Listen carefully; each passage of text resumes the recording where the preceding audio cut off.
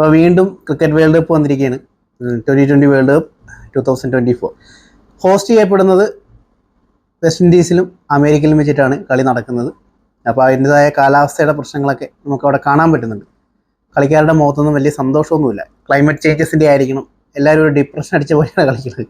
എനിക്ക് അങ്ങനെയാണ് പേഴ്സണലായിട്ട് തോന്നിയത്. അപ്പോൾ അതിലേക്ക് വരാം. അതിന് മുന്നേ ഇപ്പോൾ ഇന്നത്തെ കളിയുടെ പ്രത്യേകത അറിയാമല്ലോ, ഇന്ത്യ പാകിസ്ഥാൻ മത്സരമാണ്. ലോകത്ത് ഏറ്റവും കൂടുതൽ ക്രിക്കറ്റ് വീഡിയോസ് സംപ്രേഷണം ചെയ്യുന്നതിൽ ഏറ്റവും കൂടുതൽ പരസ്യങ്ങളും ഏറ്റവും കൂടുതൽ പൈസ ഉണ്ടാക്കണ അതും ഇന്നത്തെ ഈ മത്സരമാണ്, ഇന്ത്യ പാകിസ്ഥാൻ മത്സരം എന്ന് പറയുന്നത്. അപ്പോൾ നമുക്കതിൽ ഇതിൽ ആകാംക്ഷ എന്ന് പറയുന്നത് വേൾഡ് കപ്പിൽ പാകിസ്ഥാൻ കുറേ കാലത്തേക്ക് ഇന്ത്യനെ തോൽപ്പിച്ചിട്ടില്ലായിരുന്നു. പക്ഷേ സമീപകാലത്ത് മിനി വേൾഡ് കപ്പിൽ ചാമ്പ്യൻസ് ട്രോഫിയിൽ അവർ ഫൈനലി നമ്മൾ തോൽപ്പിച്ചു. എങ്കിലും മെയിൻ വേൾഡ് കപ്പിൽ നമ്മൾ തോൽപ്പിച്ചിട്ടില്ല എന്നൊരു നല്ല പേര് നമുക്കുണ്ടായിരുന്നു. അതും മാറിയായിരുന്നു. 2022 2020 പാകിസ്ഥാൻ നമ്മൾ തോൽപ്പിച്ചായിരുന്നു. 10 വിക്കറ്റ് ജയമാണെന്ന് അവർ നേടിയത്. പിന്നെ അതിന് ശേഷം വൺഡേ ODI വേൾഡ് കപ്പ് നടന്നു. അവിടെയൊന്നും നമ്മൾ അവിടെ തോൽപ്പിച്ചില്ല. 2020 നടന്നു. കഴിഞ്ഞ വർഷം 2020 നടന്നത് ഓസ്ട്രേലിയയിലാണ്. അന്ന് വിരാട് കോഹ്ലി അവസാനം വരെ നിന്ന് പൊരുതി നേടിയ വിജയം. അത് ഭയങ്കര ത്രില്ലിംഗ് ഉള്ള ഒരു മാച്ച് തന്നെയായിരുന്നു. അന്നെടുത്ത ആ ഷോട്ട്, ലോഫ്റ്റഡ് ഷോട്ടൊക്കെ എന്ന് പറയുന്നത്, ആ ഡ്രൈവ് ഭയങ്കര ഫേമസ് ആയിട്ടുള്ള കഴിഞ്ഞ 100 വർഷത്തിലുള്ളതിൽ വൺ ഓഫ് ദ ബെസ്റ്റ്, അല്ലെങ്കിൽ കഴിഞ്ഞ 10 വർഷത്തിലുള്ളതിൽ ഏറ്റവും ബെസ്റ്റ് ഷോട്ടുകളിലൊന്നായിട്ടൊക്കെ വാഴ്ത്തപ്പെട്ട ഒരു ഷോട്ടുകളായിരുന്നു. അപ്പോൾ അങ്ങനെയാണ് കാര്യങ്ങൾ പോയത്. പിന്നെ 2024 നമ്മൾ വിചാരിച്ചു ഇന്ത്യ തോക്കുമെന്നാണ് എന്ന് വിചാരിച്ചത്. പക്ഷേ ഇന്ത്യ അത് കയറിയെന്ന് തന്നെ പറയണം. ഫസ്റ്റ് നമ്മൾ ബാറ്റ് ചെയ്തു. അത്യാവശ്യം ടോസ് പാകിസ്ഥാനാണ് കിട്ടിയത്. പിന്നെ മഴ പെയ്തൊരു വെച്ചും കൂടിയായിരുന്നു. കളി തുടങ്ങുന്നതിന് മുമ്പ് മഴ പെയ്തായിരുന്നു. അപ്പോൾ നമുക്ക് ഊഹിക്കാം, പാകിസ്ഥാൻ 4 ഫാസ്റ്റ് ബോളേഴ്സിനെയാണ് അവരിറക്കിയത്. അമീർ, നമ്മുടെ അഫ്രീദി, ഷാ, ഒരു 3-4 പേര്. അപ്പോൾ എന്തായാലും അവരുടെ ഫസ്റ്റ് സ്പെല്ലുകൾ എന്ന് പറയുന്നത് ഇന്ത്യൻ ടോപ്പ് ഓർഡേഴ്സിനെ എപ്പോഴും കുരുക്കാറുണ്ട്, എസ്പെഷ്യലി 2020. അത് നമ്മളെല്ലാവരും മനസ്സിലാക്കിയൊരു കാര്യമാണ്. ഫസ്റ്റ് സ്പെല്ല് അവർ അതിജീവിക്കൽ ഭയങ്കര പ്രയാസമാണ്. ബാറ്റ് വെച്ചാലും ബാറ്റ് വെച്ചില്ലേലും വിക്കറ്റ് പോകുന്ന എപ്പോൾ വേണേലും വിക്കറ്റ് തെറിക്കാവുന്ന ഒരു പ്രതീതിയാണ്. ഈ ചില ക്രൈം സിനിമകൾ കാണുന്ന പോലെയാണ്. എപ്പോൾ വേണേലും എന്തെങ്കിലും സംഭവിക്കാവുന്ന പോലത്തെ ഒരു സംഭവമാണ് ഫസ്റ്റ് സ്പെല്ലുകൾ പാകിസ്ഥാൻ്റെ ബോളേഴ്സും ഇന്ത്യ ടോപ്പ് ബോളേഴ്സും നേരിടുന്ന ഒരു പ്രതിസന്ധി എന്ന് പറയുന്നത്. മഴയും കൂടി പെയ്തതുകൊണ്ട് തന്നെ നമ്മൾ ഉറപ്പിച്ചു പണി കിട്ടിയെന്നുള്ളത്. അതേപോലെ തന്നെ സംഭവിച്ചു. ആദ്യത്തെ 2 ഓവർ 3 ഓവറിനുള്ളിൽ തന്നെ main top bowlers Kohli, Rohit ശർമ്മയാണ് നമുക്ക് നഷ്ടപ്പെട്ടത്. കോഹ്ലി എന്ന് പറയുമ്പോൾ നമുക്കറിയാം, അവർക്കെതിരെ ഏറ്റവും ശക്തമായിട്ട് ആരൊക്കെ അടിപറിയാൽ പോലും കോഹ്ലി ഒറ്റയ്ക്ക് അവിടെ നിൽക്കാറുണ്ട്. അത് ഇന്ത്യ തോറ്റ മാച്ചുകളിലും അങ്ങനെയാണ്, ഇന്ത്യ ജയിച്ച മാച്ചുകളിലും കോഹ്ലിയുടെ ആ ഒരു പോരാട്ടം ഭയങ്കരമായിരുന്നു. കാര്യം മെയിനായിട്ട് ക്വാളിറ്റി പ്ലെയർ ആയതുകൊണ്ട് തന്നെ മെയിൻ ഫാസ്റ്റ് ബോളേഴ്സൊക്കെ വരുമ്പോഴാണ് ഈ ക്വാളിറ്റി പ്ലെയേഴ്സിൻ്റെ ശരിക്കുള്ള സ്കില്ല് നമ്മൾ അറിയുന്നത്. അപ്പോൾ അങ്ങനെ മെയിൻ ടീമുകൾക്ക് എതിരായിട്ട് വരുമ്പോൾ കോഹ്ലി കളിക്കാറുണ്ട്. ഇന്നും അങ്ങനെ പ്രതീക്ഷിച്ചു. പക്ഷേ കോഹ്ലി ഈസി ആയിട്ടാണ് ഇന്ന് ഔട്ടായതിൽ ഏറ്റവും ഒരു കോൺഫിഡൻസോടുകൂടി അടിച്ച ഒരു ക്ലാസിക് ഷോട്ട്, അല്ലെങ്കിൽ ഒരു ഉറപ്പുള്ള ഷോട്ട് എന്ന് പറയുന്നത് കോഹ്ലിൻ്റെ ഷോട്ടാണ്. ഔട്ടായെങ്കിൽ പോലും കോഹ്ലിയുടെ ഷോട്ട് നല്ലതായിരുന്നത്. ഓക്കെ, പതറി ബാക്കിയുള്ളവർ കാണിച്ച പോലെ ഇങ്ങോട്ടാണോ അങ്ങോട്ടാണോ.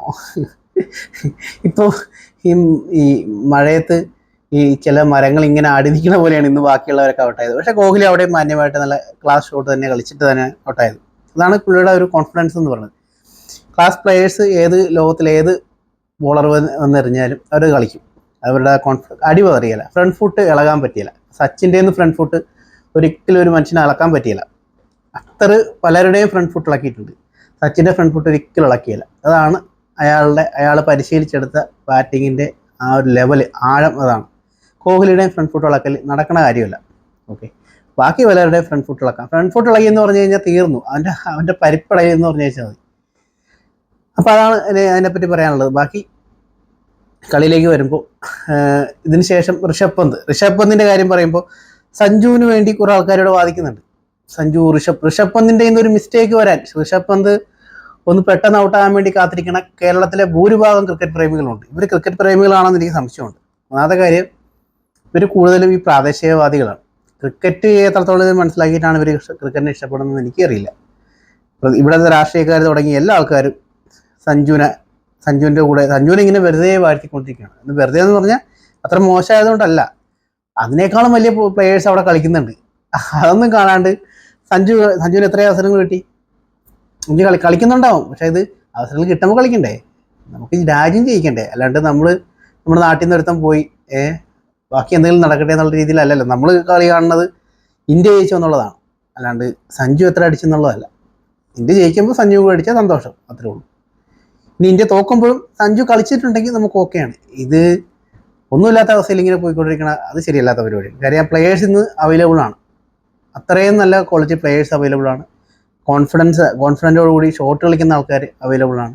എല്ലാ ഏരിയയിലും ബാറ്റ് ചെയ്യുന്ന ആൾക്കാരുടെ എണ്ണം കൂടുതലാണ്. പിന്നെ അതിൻ്റെ ഇടയ്ക്ക് നമ്മളിവിടെ എന്ന് വെച്ചും ഈ പാർഷ്യാലിറ്റി കാണിക്കുന്നു, അവർ അവിടെയുള്ള നോർത്ത് ഇന്ത്യൻ ലോബി പ്രവർത്തിക്കുന്നു. ഇതൊക്കെ ആരോടെ ഈ പറയുന്നത്, വെറുതെ ഉടായ്പ പരിപാടിയിൽ. അപ്പോൾ അതൊന്നുമല്ല, പറഞ്ഞു വരുന്നത് ഋഷഭ് പന്തിൻ്റെ കാര്യമാണ്. ഋഷഭ് പന്ത് നമുക്ക് എല്ലാവർക്കും അറിയാവുന്ന കാര്യമാണ്. പുള്ളി ഒരു ബെസ്റ്റ് പ്ലെയർ ആണ്. പുള്ളി 2020 അധികം ശോഭിച്ചിട്ടില്ല, അതൊരു സത്യം തന്നെയാണ്. പക്ഷെ ബാക്കി വൺഡേയിലും 20 ടെസ്റ്റിലൊക്കെ പുള്ളി നന്നായിട്ട് കളിക്കാറുണ്ട്. പക്ഷേ ഇപ്പോൾ ആ ഒരു ചീത്തപ്പേരും ആ പരിക്ക് വന്നതിന് ശേഷമൊക്കെ, ആ കാർ ആക്സിഡൻറ്റിന് ശേഷമൊക്കെ ഇപ്പോൾ ഒന്ന് IPL വലുതായിട്ട് കളിച്ചില്ല, പക്ഷേ ഇതിൽ കളിച്ചു. കാര്യം പുള്ളിനെ എടുക്കാനുള്ള കാര്യങ്ങൾ അവർക്കറിയാം. ഒരാൾക്കാർ കളിക്കണതിൻ്റെ ഷോട്ടിൻ്റെ ഒരു ഗ്യാരണ്ടി ഉണ്ടല്ലോ. ഇപ്പോൾ ഏതൊരു ടോപ്പ് ഓർഡർ ബോളേഴ്സിനെതിരെയും ഒരാൾ ബാറ്റ് ചെയ്യുമ്പോൾ അയാളുടെ ബാറ്റിംഗ് ശൈലി കാണുമ്പോൾ അറിയാം അയാൾ എത്ര നേരത്തോളം ക്രീസിൽ നിൽക്കുന്നു എന്നുള്ളതല്ല, അയാൾ ക്രീസിൽ നിൽക്കുന്ന സമയം കളിക്കുന്ന ഷോട്ടുകളുടെ ഒരു ഗ്രിപ്പുണ്ട്, അല്ലെങ്കിൽ ആ ഒരു സ്റ്റെബിലിറ്റി ഉണ്ട്, അല്ലെങ്കിൽ ആ ഒരു അക്നോളജ് ഉണ്ട്. അത് ശരിക്കും ഋഷഭ് പന്തിൻ്റെയൊക്കെ ബാറ്റിൽ ഈസിയാണ്. എത്ര ബോളേഴ്സ് വന്നാലും ഫാസ്റ്റ് ബോളിങ് വന്നാലും പന്തൊക്കെ ഈസിയായിട്ട് കളിക്കും. ഓക്കെ, അപ്പോൾ അതാണ് പുള്ളിയുടെ ഗ്യാരണ്ടി എന്ന് പറയുന്നത്. മോദി ഗ്യാരണ്ടി പോലെ അതൊന്നുമല്ല, അതൊക്കെയാണ് ഇപ്പോൾ അടിച്ചു പോയത്. അപ്പോൾ അങ്ങനെയാണ് അത് നടന്നു പോയത്. അപ്പോൾ പന്ത് ഇന്ന് നല്ല രീതിയിൽ കളിച്ചു, 1 ഡൗൺ ആയിട്ട്. ശരിക്കും സൂര്യകുമാർ യാദവിൻ്റെ പൊസിഷനാണ് പന്ത് ഇറങ്ങുന്നത്. എന്തായാലും പന്ത് കീപ്പ് ചെയ്യുന്നുണ്ട്. കാര്യം ഒരു കണക്കിന് നല്ലതാണ്. 2 ടോപ്പ് ഓർഡേഴ്സ് നമ്മൾ ഇറങ്ങുന്നത്, കോഹ്ലി ആയാലും രോഹിത് ആയാലും റൈറ്റ് ഹാൻഡേഴ്സാണ്. അതിനുശേഷം ഒരു ലെഫ്റ്റ് ഹാൻഡർ ഇറക്കുന്നത് എന്തുകൊണ്ടും നല്ലതാണ്. സമീപകാലത്ത് നമ്മൾ തോറ്റ ഇപ്പോൾ വൺഡേ വേൾഡ് കപ്പ് ആണെങ്കിലും നമുക്ക് അതിൻ്റെ ഒരു പോരായ്മ ഉണ്ടായിരുന്നു. ഒരു നല്ലൊരു ലെഫ്റ്റ് ഹാൻഡർ നമുക്ക് മിസ് ചെയ്തായിരുന്നു. പക്ഷേ ഇറ്റ്സ് ഓക്കെ, പന്ത് തിരിച്ചു വന്നപ്പോൾ അത് നമുക്ക് ഓക്കെ ആയി. പന്ത് 1 ഡൗൺ ഇറങ്ങി കറക്റ്റ് ടോപ്പ് ഓർഡർ കളിക്കണ പോലെ തന്നെ കളിച്ച് ബോളർക്ക് മേലെ വ്യക്തമായ ആധിപത്യം സ്ഥാപിക്കാൻ കഴിവുള്ളൊരു ബാറ്റ്സ്മാൻ കൂടിയാണ് ഋഷഭ് പന്ത്. ഇന്നും എന്തായാലും തീർച്ചയായിട്ടും അത് കളിച്ചിട്ടുണ്ട്, വേറെ പ്രശ്നങ്ങളൊന്നും നടന്നിട്ടില്ല. പിന്നെ അതിനുശേഷം അഷ്കർ പട്ടേലിനെ ഇറക്കിയത്. അഷ്കർ പട്ടേലിനെ നമ്മൾ ഒത്തിരി വീഡിയോസിൽ പറഞ്ഞിട്ടുണ്ട്. പക്ക ഗ്യാരണ്ടിയാണ്, എപ്പോഴും ഒരു വിശ്വസ്തനായ ഒരു ബാറ്റ്സ്മാനാണ്, ഒരു കളിക്കാരനാണ്, എനിക്ക് പലപ്പോഴും തോന്നിയിട്ടുണ്ട്. പക്ഷേ അഷ്കറിന് വേണ്ടത്ര വില എല്ലാവരും കൊടുക്കുന്നുണ്ടെന്നൊരു സംശയമാണ്. അഷ്കർ ബോൾ ചെയ്യും, നല്ല ഫീൽഡറാണ്, കൃത്യമായിട്ട് ഇന്ന് ഇറക്കിയ പൊസിഷൻ ബാറ്റ് ചെയ്തത്. ആ ഫസ്റ്റ് നമുക്ക് കിട്ടിയ ഒരു ഷോക്ക്, 2 വിക്കറ്റ് ആദ്യമേ പോയത്, പിന്നെ പാകിസ്ഥാൻ്റെ ടോപ്പ് ബോളേഴ്സ് എല്ലാം നിരന്ന് എറിഞ്ഞ് മത്സരിച്ചെറിഞ്ഞിട്ടിരിക്കുന്ന ആ സമയത്ത് നമുക്കൊരു കുറച്ചൊരു 20-30 റൺസിൻ്റെ പാർട്ണർഷിപ്പ് ആയാലും വലിയൊരു ബ്രീത്തിങ് സ്പേസ് ആയിരുന്നു. അപ്പോൾ അവിടെ അഷ്കറും പന്തും കൂടി നടത്തി ഒരു 58-60 റൺസിലേക്ക് ആ ഒരു 3-4 വിക്കറ്റ് കൊണ്ട് എത്തിച്ചത് നല്ല പരിപാടിയാണ്. പിന്നീട് അങ്ങോട്ട് അതാണ് ശരിക്കും ആ കളിയുടെ ഒരു മെയിൻ വിക്കറ്റ് എന്ന് പറഞ്ഞത് അതായിരുന്നു. അപ്പോൾ ആ ഒരു ബ്രീത്തിങ് സ്പേസ് കിട്ടി, അഷ്കർ ആ ഒരു വിശ്വസ്തത കാത്തു സൂക്ഷിച്ചു. ഏകദേശം കളിക്കാൻ ഫ്രീ ആയിട്ട് ബാറ്റ് വീശാമെന്ന് തോന്നിയപ്പോഴാണ് പുള്ളി കയറി അടിച്ചു ആ വിക്കറ്റ് പോയത്. എങ്കിലും ഓക്കെയാണ്, അഷ്കർ കൺവിൻസ്ഡ് ആണെന്ന്. പിന്നെ സൂര്യകുമാർ യാദവ് ബിഗ് പ്ലെയറൊക്കെയാണ്, പക്ഷേ ബിഗ് മാച്ചസിലൊന്നും എവിടെയും പുള്ളി കളിക്കാനായിട്ട് ഞാൻ കണ്ടിട്ടില്ല. എന്തൊക്കെയോ കിടന്ന് കാണിക്കുന്നുണ്ട്.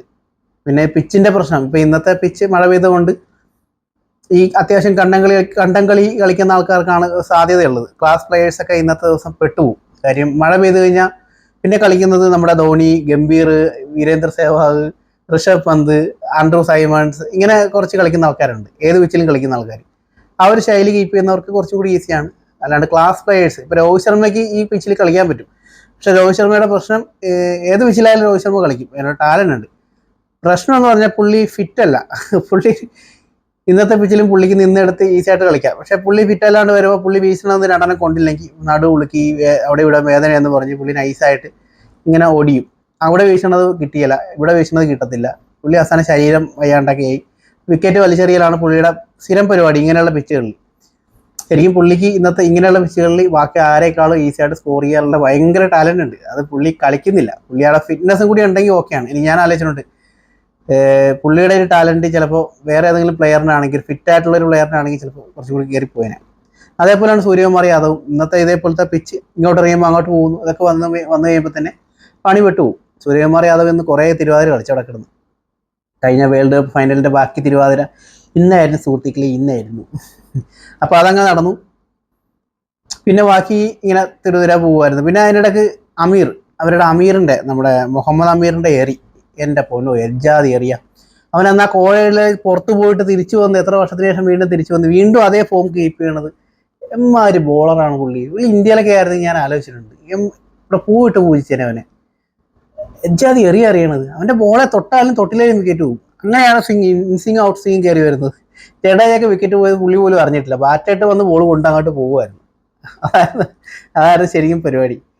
നമ്മൾ റോബോട്ടിൻ്റെ ഇത് മറ്റേ മെഷീൻ ബോൾ ചെയ്യണ പോലെയാണ്. ബാറ്റായിട്ട് കൊള്ളുന്നു, കീപ്പറുടെ ഫീൽഡറേക്ക് ക്യാച്ച് പോകുന്നു. ജഡേജ ഒന്നും അറിഞ്ഞിട്ട് പോലില്ല വിക്കറ്റ് പോയി.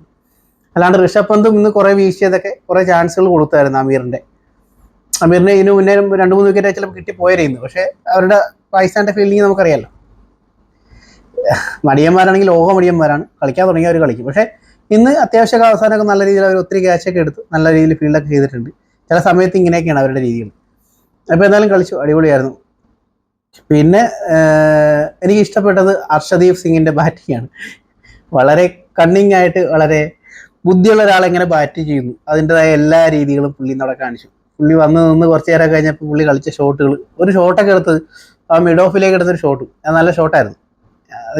മെയിൻ പ്ലെയേഴ്സ് പോലും ഇന്ന് എടുക്കാത്ത തരത്തിലുള്ള ആത്മവിശ്വാസം ആ ഷോട്ടിൽ നമ്മളിന്ന് കണ്ടു. അപ്പോൾ അങ്ങനെ എല്ലാ കാര്യങ്ങളും ഓക്കെ ആയിരുന്നു. ഇന്ത്യയുടെ ഓൾ ഔട്ടായി എന്നുള്ളതാണ് ഒരു ഇത്. എങ്കിലും അത്യാവശ്യം ഇന്ത്യ അവസാനമൊക്കെ പൊരുതി ഫോറും ഡബിളൊക്കെ ഓടി ഇന്ത്യൻ ബോളേഴ്സൊക്കെ അത്യാവശ്യം നല്ല രീതിയിൽ കളിച്ചു. ഇനി അടുത്ത ബോളിങ്ങിലേക്ക് വരുമ്പോൾ പാകിസ്ഥാൻ്റെ ബാറ്റിങ്ങിലേക്ക് വരുമ്പോൾ മെയിൻ ടോപ്പ് ഓർഡേഴ്സിനെ ബുംറ തീർത്തു. റിസ്വാനെയും ബാബറിനെ ബുംറയാണ് തീർത്തത്. ബാക്കി ഇങ്ങോട്ട് വരുമ്പോൾ അത്യാവശ്യം കുഴപ്പമില്ലാതെ അവർ ഏകദേശം 7 വിക്കറ്റ് പോയി. എങ്കിലും 10 ഓവറിൽ 73 റൺസിന് 2 വിക്കറ്റ് ആയിരുന്നു നിർണ്ണയിച്ചത്. അത് 117 ഒതുങ്ങി എന്ന് പറയുമ്പോൾ ശരിക്കും വിക്കറ്റ് ഓൾ ഔട്ടല്ല, അതിൽ അവരെ എറിഞ്ഞ് നിർത്താൻ പറ്റിയെന്നുള്ളത് ഇന്ത്യൻ ബോളേഴ്സിൻ്റെ വിജയം തന്നെയാണ്. അതിൽ എസ്പെഷ്യലി ബുംറ 4 ഓവറിൽ ഏകദേശം 14 റണ്ണേ ഉള്ളൂ. ഹാർദിക് പാണ്ഡ്യ 2 വിക്കറ്റ് കൊടുത്തെങ്കിൽ 24 റണ്ണേ കൊടുത്തിട്ടുള്ളൂ. ഹർഷദീപാണ് 31 കൊടുത്തത് 4 ഓവറിൽ. ബാക്കി ജഡേജ 10 റൺസ് കൊടുത്തിട്ടുണ്ട് 2 ഓവറിൽ. അക്ഷർ പട്ടേൽ കുറച്ചാണ് കൊടുത്തിരിക്കുന്നത്. സിറാജും കുറച്ച് റണ്ണേ കൊടുത്തിട്ടുള്ളൂ. അപ്പോൾ മൊത്തത്തിൽ ഇന്ത്യൻ ബോളേഴ്സ് നല്ല രീതിയിൽ കളിച്ചിട്ടുണ്ട്. ഇതുകൊണ്ട് ഓക്കെയാണ്. ഇവർ വിചാരിക്കാത്തൊരു വിജയമാണെന്ന് ശരിക്കും കിട്ടിയിരിക്കുന്നത്. അപ്പോൾ ഇനി അങ്ങോട്ട് ഇന്ത്യക്ക് ബാക്കിയുള്ളതൊക്കെ ഓക്കെയാണ്. ഇനിയിപ്പോൾ ഗ്രൂപ്പിൽ കുറച്ച് കളികളെ വരുന്നുള്ളൂ. 55 മത്സരങ്ങളിൽ ഏകദേശം 20ാമത്തെ മത്സരമാണെന്ന് നടന്നിരിക്കണം മൊത്തം. അപ്പോൾ ഈ പിച്ചിൻ്റെ ഒരു സാഹചര്യത്തിൻ്റെ പ്രശ്നങ്ങൾ മാത്രമേ ഉള്ളൂ. ക്ലൈമറ്റ് വൈസിലുള്ള വിഷയങ്ങൾ. കാര്യം അവിടെ തണുപ്പാണ് തോന്നുന്നത്. സച്ചിൻ ടെണ്ടുൽക്കറും വൈഫും മകൾ സാറയും വന്നിരുന്നപ്പോൾ സാറ ഇങ്ങനെ തണുത്ത് എന്ത് കോട്ടൊക്കെ ഇട്ടിരിക്കുന്നുണ്ട്. അപ്പോൾ എനിക്ക് തോന്നുന്നു അവിടെ ക്ലൈമറ്റ് തണുപ്പാണെന്ന് തോന്നുന്നു. അപ്പോൾ അതിൻ്റെതായ ഒരു ബുദ്ധിമുട്ടാണെന്ന് തോന്നുന്നു. സൂര്യകുമാറൊക്കെ ഡിപ്രഷൻ അടിച്ച പോലെ നിൽപ്പുണ്ടായിരുന്നു. എന്താണോ പരിപാടി, പണ്ടോൺ ഇറക്കാത്തതുകൊണ്ടാണോ അതോ തൻ്റെ പരിപാടികളൊന്നും നടക്കില്ല എന്നറിഞ്ഞുകൊണ്ട്, ഈ പിച്ചിലൊന്നും തൻ്റെ തിരുവാതിര നടക്കില്ല എന്നറിഞ്ഞുകൊണ്ടാണോ എന്നറിയില്ല. അപ്പോൾ ടോട്ടൽ ഇങ്ങനെയൊക്കെയാണ് ഇതിനെപ്പറ്റി പറയാനുള്ളത്. പിന്നീട് ബാക്കിയുള്ള കളികൾ നമുക്ക് കണ്ടറിയാം. എനിക്ക് വലിയ പ്രതീക്ഷയൊന്നും ഇല്ലാത്തൊരു വേൾഡ് കപ്പാണ്. കാര്യം ഇന്ത്യ എല്ലാ പ്രാവശ്യവും ഇതേപോലെയൊക്കെ എത്തും ഭയങ്കരമായിട്ട്. പക്ഷേ എനിക്ക് ഈ പ്രാവശ്യത്തെ ഒരു കാര്യത്തിൽ ഇഷ്ടപ്പെട്ടു, കോഹ്ലിനെ ഡിപ്പെൻഡ് ചെയ്യാണ്ട് ഇന്ത്യ കളിക്കാൻ ഉള്ള തീരുമാനം. കാര്യം അതുകൊണ്ട് തന്നെയാണ് കോഹ്ലിനെ ഓപ്പൺ ചെയ്യിക്കണതാണ് നല്ലത്. അല്ലെങ്കിൽ കോഹ്ലി ഉണ്ടെന്നുള്ള രീതിയിൽ ഓപ്പണേഴ്സും അലസമായി കളിക്കും. കോഹ്ലി ഉണ്ടെന്നുള്ള രീതിയിൽ ബാക്കി വരുന്ന ആൾക്കാർ കോഹ്ലിനെ അവിടെ നിർത്തിയിട്ട് ബാക്കി വരുന്നവരും പോരുന്നവരെ എന്തൊക്കെയോ കാണിച്ചു കൂട്ടുകയാണ്. ഇപ്പോൾ ഇത് അങ്ങനെയല്ല.